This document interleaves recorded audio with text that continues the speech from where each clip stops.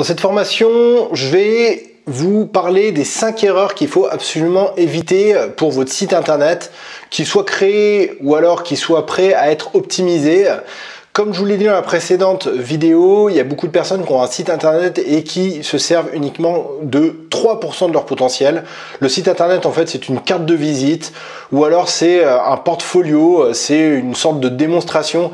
Alors qu'il est possible de faire beaucoup plus de choses avec son site internet, il est possible de le transformer en employé qui va travailler 24 heures sur 24 pour vous, qui va aller trouver des clients, qui va vendre vos produits, qui va livrer vos produits. Et donc, si vous voulez faire de votre site internet un employé vraiment à votre service, il faut éviter les 5 erreurs que je m'apprête à vous dévoiler. Notre problématique, c'est la suivante. Je vous rappelle, il y a toujours 2 cas. Soit vous êtes en train de vous lancer de zéro, vous voulez créer votre entreprise entièrement sur internet, ou alors vous avez déjà une entreprise, vous avez déjà une offre et en fait vous voulez soit créer un site internet, soit améliorer le vôtre. Notre problématique, c'est la même, c'est comment amener le bon public sur nos offres et faire en sorte qu'il achète. Comment mettre notre offre sur notre site internet, comment faire en sorte que cette offre soit visible pour le plus grand nombre de personnes qui sont sur internet. Aujourd'hui, quasiment tout le monde va à un moment ou à un autre sur internet. Et comment faire en sorte qu'au moment où il prend connaissance de notre offre, cette personne se dise cette offre, elle est bien pour moi, je l'achète. C'est ça notre problématique, elle n'est pas plus compliquée que ça. Que se passe-t-il quand un visiteur vient sur votre site internet?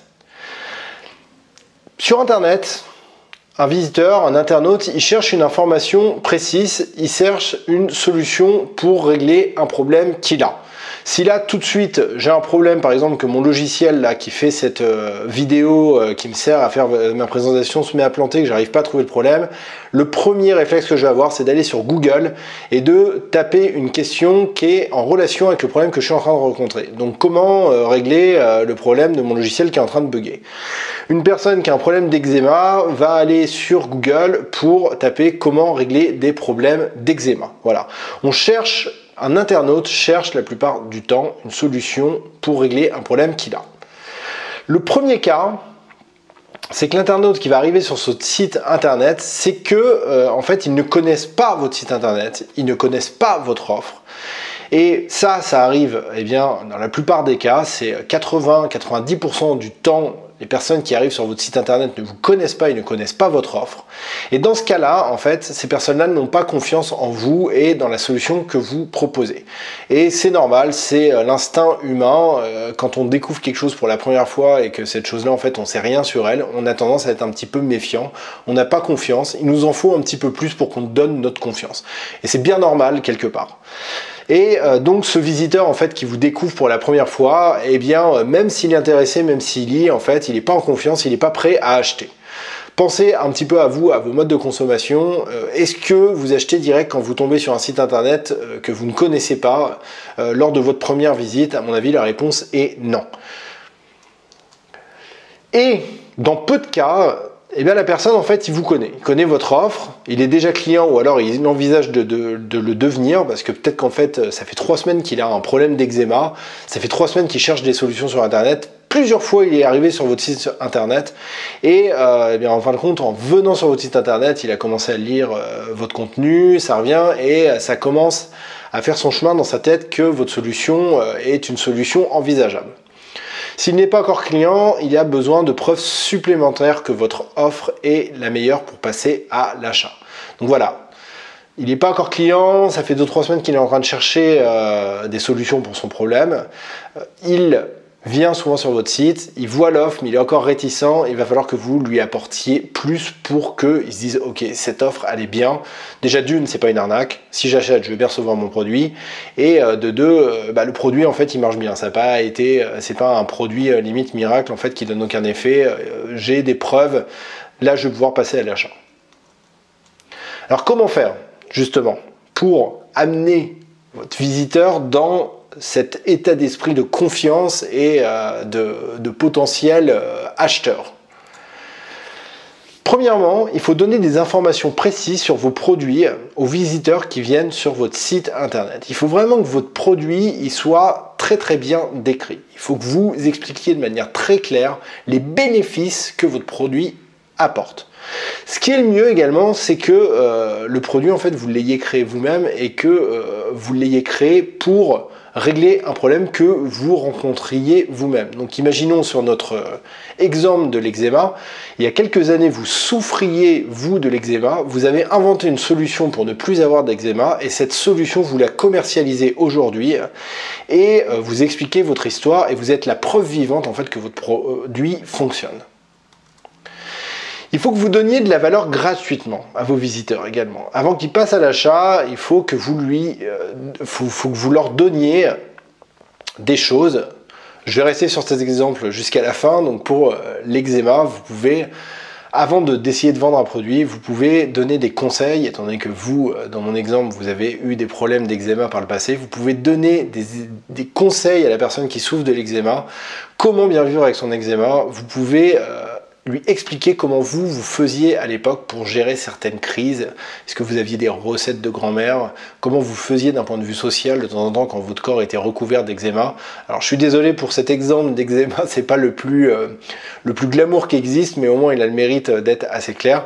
Donc voilà, donnez de la valeur gratuitement à vos visiteurs. Ces visiteurs, ils vont se dire, bon bah voilà, ce mec-là n'a pas simplement envie de me vendre un produit, il donne du sien, il a vraiment une histoire. Il me rend service quand même, mine de rien, parce que tout ce qu'il me dit, eh ben, je l'applique et ça donne vraiment des résultats. Donc je vais m'intéresser un petit peu plus près à son offre quand même. Enfin, il faut que vous guidiez vos visiteurs jusqu'à l'achat de vos produits. Sur Internet, il y a beaucoup de personnes en fait qui galèrent, qui ne comprennent pas ce qu'il faut faire. Il y a beaucoup de personnes qui sont pas nées avec Internet, c'est quelque chose d'assez nouveau et ces personnes-là, ils ont besoin d'être guidées. Si votre appel à l'action, si vos boutons sont pas clairs, si vos titres sont pas clairs, si vos textes sont pas clairs et tout, la personne va être perdue, elle va être découragée, elle va partir assez vite et elle vous achètera jamais le produit. Donc il faut vraiment que vous guidiez vos visiteurs jusqu'à l'achat de votre produit. Vous donnez la valeur gratuite, il y a des beaux titres. Dans les titres, on comprend plus ou moins ce que vous dites. Vos textes sont faciles à lire. S'il y a besoin de cliquer à un endroit, eh bien vous dites à la personne cliquez à cet endroit pour continuer avec une phrase et en dessous vous mettez un bouton qui est très clair où il y a marqué par exemple cliquez ici. Accompagnez vos utilisateurs jusqu'au point final qui est l'achat de vos produits. Maintenant je vais vous dire comment faire en commençant par éviter de faire ces 5 erreurs. Comment faire pour, bien sûr, mettre votre visiteur en confiance et l'amener à acheter vos produits. Alors la première erreur à éviter, bien évidemment, c'est de ne pas s'adresser au bon public. Adressez-vous au bon public. Si vous vendez une solution pour stopper l'eczéma, adressez-vous à un public qui a de l'eczéma.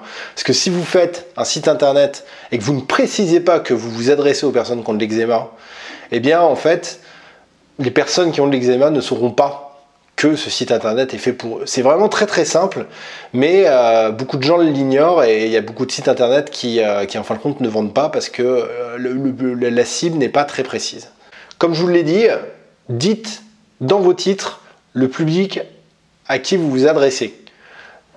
Si par exemple vous vendez cette solution pour l'eczéma, donc ça peut être plusieurs types d'eczéma, il y a plusieurs types, donc à chaque fois créez une page par type d'eczéma et à chaque fois dans le titre donnez le bénéfice. Mais il faut vraiment que vous mettiez également le type d'eczéma. Donc la page 1 ça peut être solution pour arrêter l'eczéma, donc ça va être la solution basique. Une deuxième page où vous allez faire solution pour réduire immédiatement l'eczéma causé par le stress. Donc là on va avoir un autre type d'eczéma. Troisièmement on va avoir solution pour stopper immédiatement l'eczéma lié à je ne sais pas quoi. Et voilà, adressez-vous au public de manière les plus précise possible et à chaque fois mettez le bénéfice. Le bénéfice c'est en fait la solution que la personne qui a un problème recherche. Donc ça, vous voyez, vous déclinez votre offre en fonction de plusieurs publics. Là, la phrase est en train d'apparaître, mais c'est ce que je vous ai dit, en fonction de plusieurs publics. Donc c'est en fonction de la nature du problème, c'est en fonction également, par exemple, de l'âge du public, également, en fonction de son sexe, si c'est une femme, si c'est un homme, en fonction de sa situation géographique. Vous pouvez décliner votre offre beaucoup de manières possibles en fonction de tous ces critères. Enfin, en abordant des problématiques sur votre blog qui sont celles de vos clients potentiels.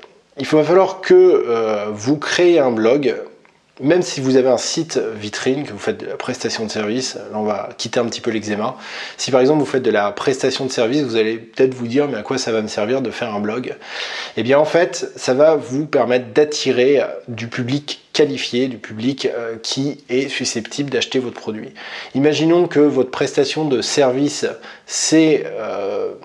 Imaginons que vous êtes prestataire de service et que la prestation de service que vous proposez, c'est de bien référencer des sites internet. Eh bien, vous allez créer un blog qui va expliquer, qui va recenser en fait tous les problèmes qui sont rencontrés par les gens qui créent des sites internet et qui cherchent à être bien référencés par Google. Vous pouvez faire une liste de 100, 200, 300 problèmes et pour chaque problème, vous allez rédiger un article précis.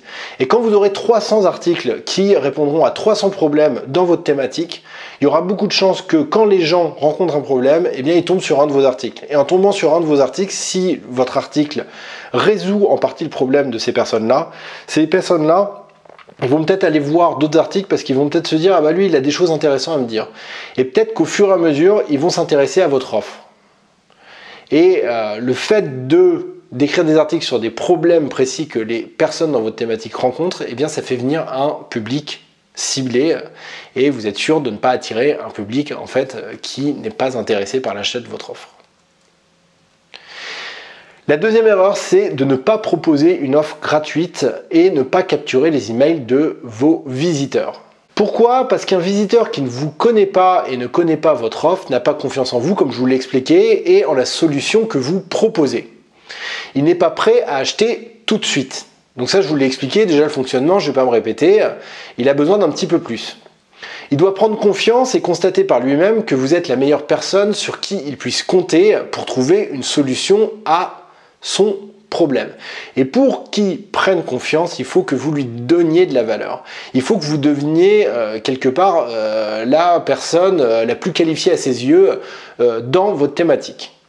Et donc, lui proposer une offre gratuite lui permettra d'avoir une première expérience convaincante avec votre produit. Donc, par exemple, on va revenir sur cette histoire d'eczéma. Si vous avez une solution, par exemple, c'est un shampoing qu'il faut mettre pendant un mois, 3 fois par semaine, et au bout d'un mois, bam, l'eczéma disparaît, offrez un petit kit. Offrez un petit kit qui va durer 1 semaine à la personne gratuitement. Dites voilà, regardez parce qu'au bout d'1 semaine, il y a déjà des effets positifs. Essayez ça et proposez ça gratuitement à la personne. Mais par contre, bien sûr, je vais y venir. Ne proposez pas ça totalement gratuitement. Demandez en échange l'adresse email de la personne pour pouvoir le recontacter par la suite. Comment faire? Eh bien, vous créez une version d'essai de votre produit. Ça peut être également, donc la version d'essai, ça peut être un échantillon, mais ça peut être également un guide gratuit dans la thématique de votre offre.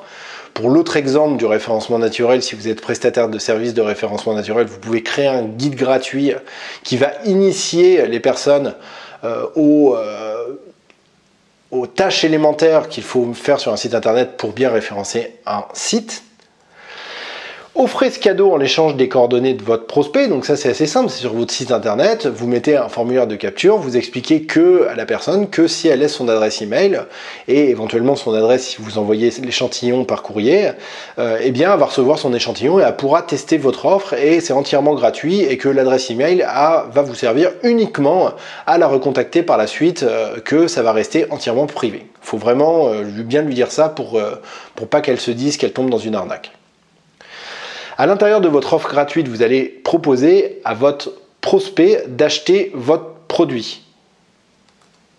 Alors, comment faire? Si vous avez fait un guide, eh bien, vous allez, dans ce guide, à la fin du guide, vous allez dire, voilà, je vous ai expliqué plein de choses. Si ce n'est pas suffisamment clair pour vous, je peux vous proposer quelque chose de plus complet. Et là, vous allez proposer vos prestations, par exemple, ou alors vous allez proposer un web service, ou alors vous allez proposer un autre guide, mais cette fois-ci beaucoup plus complet, où vous allez donner un plan d'action, où vous allez accompagner la personne, vous allez la tenir par la main, et vous allez lui dire, si tu fais ce que je te dis, tu vas obtenir tel résultat. Mais par contre, si vous n'avez pas de guide, si vous envoyez un échantillon, si vous proposez quelque chose de gratuit, vous n'allez pas pouvoir faire ça de cette manière-là. Alors, si la personne ne revient pas vers vous, si par exemple vous avez envoyé un échantillon d'un shampoing pour arrêter l'eczéma et qu'au bout d'une semaine, 15 jours, la personne n'est pas revenue, eh bien vous allez relancer cette personne qui sera devenue un prospect en le contactant par email. Vous allez lui envoyer par exemple un email qui dit « Qu'avez-vous pensé de votre échantillon ? Nous avons besoin d'échanger avec vous. Est-ce que vous pensez que ça serait bien de l'améliorer ?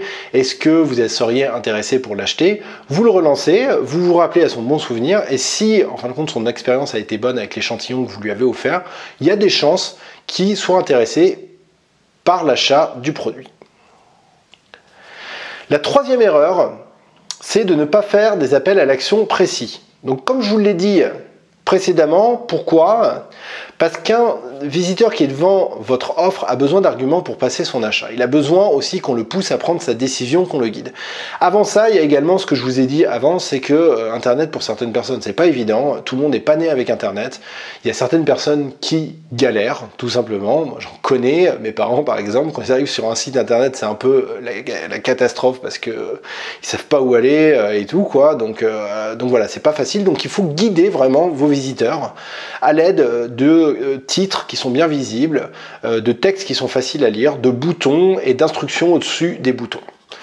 Mais pour passer à l'achat, donc si déjà vous avez fait ça, pour que votre visiteur il passe à l'achat, il aura besoin qu'on le pousse à prendre sa décision, qu'on le guide, et pour ça on va créer des argumentaires. Il doit avoir également confiance en la sécurité du site. Le visiteur, il doit être sûr que s'il achète sur votre site, le paiement est sécurisé. Il doit être sûr qu'il va bien recevoir son produit. Donc pour cela, eh bien, mettez des logos par exemple qui prouvent que le paiement est sécurisé. Laissez des témoignages, pourquoi pas, de personnes qui disent qu'ils ont commandé et que tout s'est bien passé, qu'ils ont bien reçu le produit. Et également, mettez des mentions légales qui sont claires, avec le nom de votre société, avec une adresse, avec un numéro de téléphone, avec une adresse email. Et si vous recevez des emails, répondez le plus rapidement possible. Il faut que la personne soit en sécurité. Faut pas que la personne se dise « Ouh là là là là, je suis en train de tomber dans une arnaque », parce que là, si la personne se dit ça, il n'y a aucune chance que vous réussissiez à lui vendre des produits. Enfin, il doit savoir quoi faire, où cliquer pour acheter le produit. Comme je vous le disais, la personne elle arrive, elle voit des titres, les titres ils lui donnent un bénéfice, elle sait où lire, elle commence à comprendre que votre produit il va régler son problème. Au moment où elle se dit mais comment je fais pour l'acheter, et ben c'est très simple, ça doit être devant ses yeux, elle doit être en train de le lire même, il faut que vous l'accompagniez. Au moment où elle se dit mais c'est génial ce que ce site est en train de me proposer, il faut qu'elle soit en train de lire, et pour acquérir ce produit, regardez juste en dessous, il y a un bouton rouge où il y a marqué j'achète, cliquez sur ce bouton et vous allez être redirigé sur une page sécurisée où vous allez pouvoir entrer votre numéro de carte bleue et procéder à l'achat. Une fois que vous aurez validé votre achat, vous allez recevoir un mail de confirmation qui fera office de, je sais pas, de preuve d'achat, et vous recevrez votre produit chez vous sous 48 heures par la poste. Ou alors vous recevrez votre produit numérique directement sur votre boîte email dans les secondes qui suivent votre achat. Donc ça doit être très très clair. Ça également, il doit savoir quoi faire le visiteur. Si c'est pas clair, il y a beaucoup de personnes qui ont du mal sur Internet et qui vont tout simplement en fait abandonner parce qu'ils ne sauront pas où cliquer pour acheter le produit. Comment faire? Il faut faire des pages de vente optimisées du coup. Parce qu'il y a, je vous ai parlé d'arguments tout à l'heure, eh bien il faut faire des pages de vente optimisées, il y a des plans pour ça, je vous l'expliquerai dans une prochaine vidéo de cette formation. Il y a des plans pour faire des pages optimisées, donc les titres ont beaucoup de rôle parce que les titres en fait ça va être le corps de votre argumentation, et en dessous vous allez expliquer un petit peu les titres. Dans une page de vente, il faut que vous vantiez les bénéfices du produit, il faut que vous mettiez des témoignages, il faut que vous apportiez des garanties, il faut que vous apportiez de la sécurité, il faut que vous expliquiez également votre histoire. Expliquez précisément le déroulement des événements au moment où votre client procédera à l'achat, je vous l'ai dit. Expliquez au client, juste au-dessus du petit formulaire où il va remplir où il va mettre son numéro de carte bleue, dites au moment où vous allez cliquer sur valider, vous allez recevoir un mail de confirmation, vous allez recevoir votre facture et vous allez recevoir soit immédiatement sur votre boîte email votre produit numérique, ou alors vous allez être redirigé vers une page où votre produit sera exploitable, ou alors vous allez recevoir vos codes d'accès à votre section privée, ou alors si vous avez acheté un produit physique, eh bien vous recevrez votre produit dans 48 heures dans votre boîte aux lettres. Vous pouvez faire comme Amazon, où vous dites vous recevrez votre produit le 2 janvier par exemple chez vous. Il faut vraiment que la personne sache exactement ce qui va se passer, il ne faut pas qu'elle n'ait de surprise. Enfin, il faut que vous affichiez des boutons visibles un peu partout sur ces pages. Il faut que les boutons attirent le regard, en fait. Les boutons j'achète ou alors les boutons continuer, il faut qu'ils soient visibles. Il ne faut pas que la personne cherche. Dites-vous que votre page de vente, graphiquement, il faut qu'elle soit visible par quelqu'un qui a une très mauvaise vue et qui n'est jamais allé sur internet. Il faut que le bouton il soit visible. Et si quelqu'un qui est complètement myope sans lunettes voit votre bouton quand même, eh bien vous avez gagné la partie. Quatrième erreur à ne pas faire avec votre site internet, ne pas prévoir une partie blog. Pourquoi ? Parce que c'est à l'aide d'un blog que vous allez pouvoir référencer votre site internet sur beaucoup de mots-clés. C'est grâce à un blog que votre site internet il va être bien référencé sur Google et qu'il va être dans les premiers résultats. Si vous n'êtes pas dans les premiers résultats, votre site internet il n'attirera jamais de trafic et vous ne vendrez jamais de produits. Plus il y a d'articles sur votre blog référencés sur Google et plus votre visibilité sur internet sera élevée. Je vous l'ai expliqué précédemment. Si vous faites 300 articles qui correspondent à 300 problèmes rencontrés par les personnes dans votre thématique, eh bien il y aura de grandes chances que tous les jours il y ait des centaines de personnes qui viennent sur votre site et que ces gens vous reconnaissent comme spécialiste dans votre domaine. Plus d'articles de votre blog sont référencés sur Google et plus vos chances d'attirer un public qualifié sur vos offres sont élevées. Donc là, je me répète, voilà, si les gens viennent sur vos articles pour régler un problème dans votre thématique, eh bien, c'est que c'est des gens qui sont qualifiés pour acheter potentiellement un de vos produits. Imaginons que votre article, ce soit il résout un problème précis, mais que ce soit une partie infime de produits que vous vendez de votre offre, et bien cette personne-là, elle sera automatiquement qualifiée pour acheter votre produit, pour s'intéresser tout du moins à votre offre. Enfin, cinquième erreur avec votre site internet, c'est de ne pas collaborer avec d'autres sites. Pourquoi ? Parce que collaborer avec d'autres sites qui sont dans la même thématique que la vôtre va vous permettre d'absorber une partie de leur trafic. On va reprendre cet exemple. Si vous êtes prestataire de services et que vous proposez des services de référencement naturel, eh bien, il y a d'autres sites concurrents comme le vôtre. Plutôt que d'être concurrent et de ne pas se parler, en fait, essayez de vous inviter à tour de rôle pour parler de vos spécialités. Peut-être que votre concurrent il est spécialisé dans le référencement naturel, mais peut-être pour les grandes entreprises, ou alors qu'il est spécialisé pour le e-commerce, alors que vous êtes peut-être spécialisé pour, je sais pas, les entrepreneurs par exemple, ou alors peut-être que vous êtes spécialisé mais dans une certaine région de France et que vous n'allez pas pouvoir prendre des clients à un autre endroit en France parce que je sais pas, c'est une volonté que vous avez.